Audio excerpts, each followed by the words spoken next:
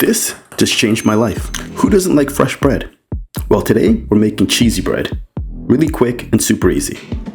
Let's start with the ingredients.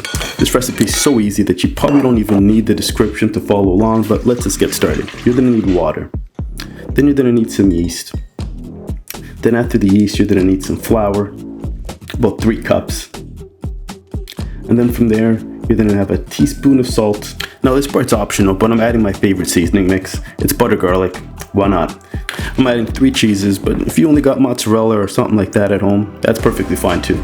Mix that all together until it makes a little shag ball. Put a little oil at the bottom of your bowl, and then cover it and let it rest for at least 30 minutes to an hour. Get your Dutch pot out. Now I got mine heated up in the oven at 450. Throw it right in, and then you're gonna put it in the oven for 25 minutes. It should come out just like this, beautiful golden brown. And hey, your order's ready. Let's eat.